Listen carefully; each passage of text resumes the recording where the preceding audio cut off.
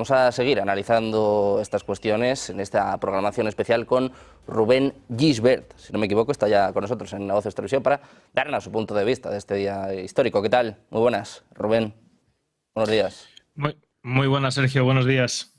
Bueno, pues quiero saber un poco cuál es tu primera opinión de este día histórico. Se decía que Rusia estaba aislada y, bueno, pues es una demostración, desde luego, de que esto no es así, ¿no? Digo, más o menos unos 30 líderes mundiales, algunas de las principales potencias del mundo. Hemos visto a Xi Jinping, que participaba y mucho en este evento. ¿Qué mensaje está mandando al mundo Rusia con este desfile?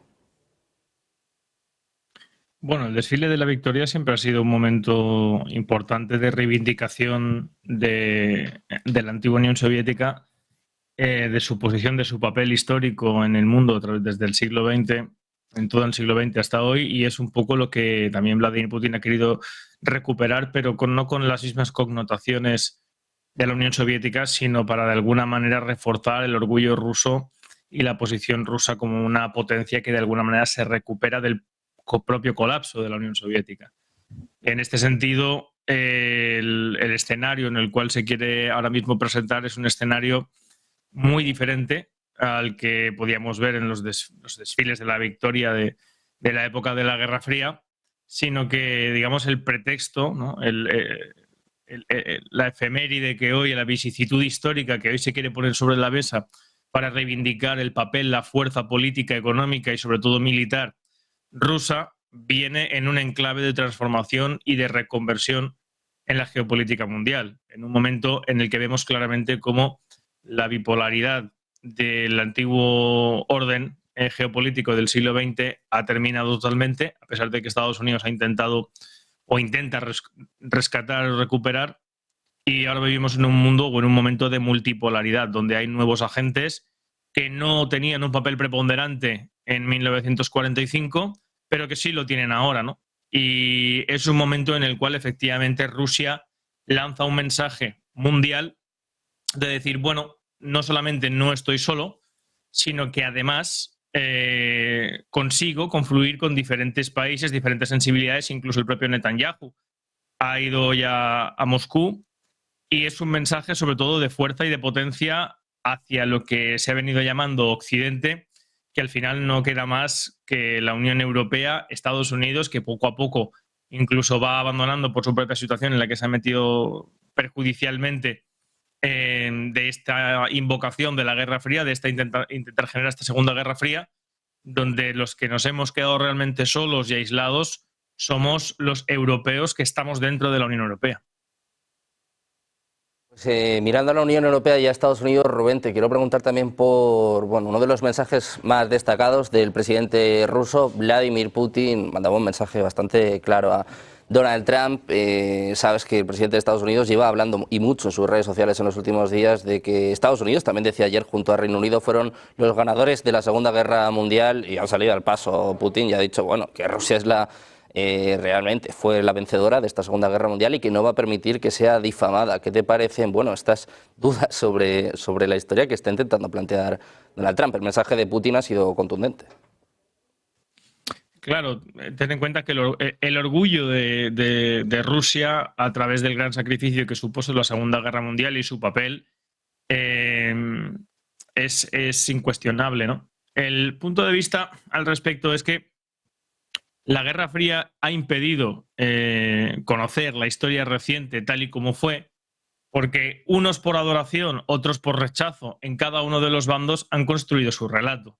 La realidad es que efectivamente, con un enorme costo y también con una serie de circunstancias que hoy en día nos parecerían total y absolutamente crueles, la Unión Soviética, que no es solamente Rusia, ni fue el esfuerzo solamente de Rusia, pues efectivamente tuvo un papel decisivo en la Segunda Guerra Mundial. Bien es cierto que fue un papel en el cual entró porque directamente fue una de las partes agredidas, ¿no? Y intentando su destrucción y su sometimiento a la potencia entonces hegemónica de Europa, que era Alemania. Pero no solamente eso, sino que también en el ámbito diplomático. El mundo que se configura después de la Segunda Guerra Mundial es un reflejo precisamente de esa fuerza, de esa potencia y del papel que jugó Stalin en la Segunda Guerra Mundial. En la conferencia de Yalta, un Roosevelt enfermo que de hecho ni termina de los acuerdos, tiene que sustituirle finalmente Truman más adelante cuando fallece en los últimos flecos, y un Churchill que desde luego pues Reino Unido no es el papel que tiene Estados Unidos en el mundo en ese momento respecto a potencia, respecto a fuerza para poder frenar a la Unión Soviética. Estamos en un momento muy diferente y yo no creo que realmente haya unos paralelismos similares ni parecidos a esa situación. Lo que sí que es cierto es que es un momento de lanzar un mensaje al mundo. Es un momento de lanzar un mensaje de decir, bueno, ¿quién es a día de hoy realmente el que corta y parte el bacalao?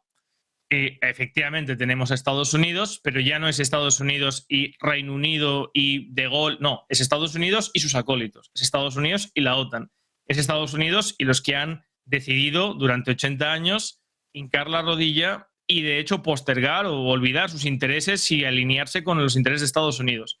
Y en otro punto, en otro bloque, tenemos a una serie de potencias que durante mucho tiempo han intentado, ¿no?, que emerger y llegar a conseguir ser un nuevo agente económico y político en paridad y en igualdad de condiciones con el que era el hegemón, que era Estados Unidos.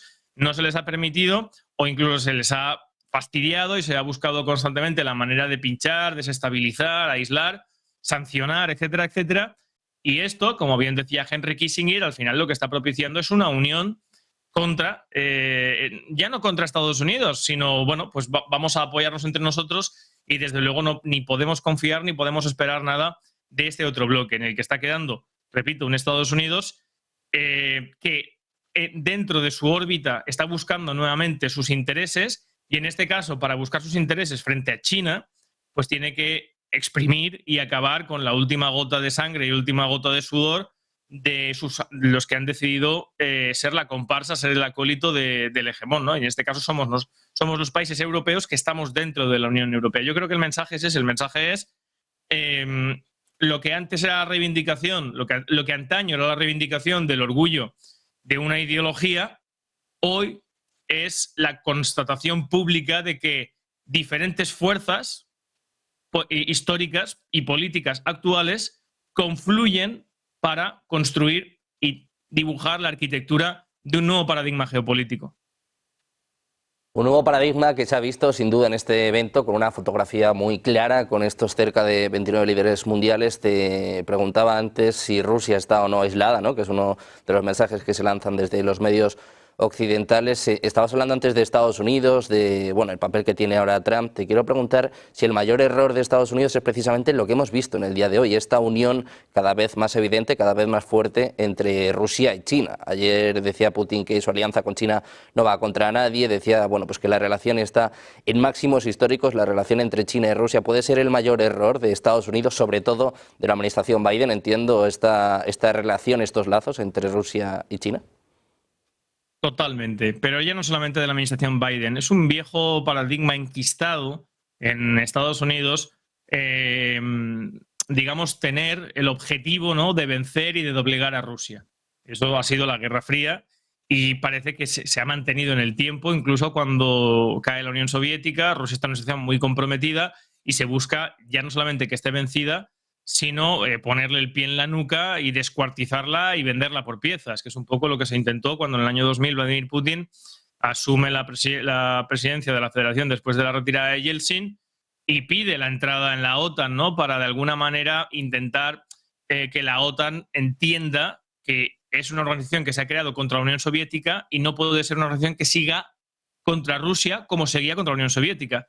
Putin fracasa y recibe una respuesta en la cual la OTAN le dice, vale, usted puede entrar en la OTAN siempre y cuando abandone y desmantele todo su armamento nuclear, por lo tanto, elija someterse militarmente a nosotros, a nuestra fuerza, y se desmembre, es decir, se fracture en varios países donde, además, posteriormente, pues como ha pasado después en toda Hispanoamérica, tras la expulsión favorecida por parte de Estados Unidos de España, se ha ido colocando e ingiriendo en diferentes gobiernos de acuerdo con los intereses de Estados Unidos.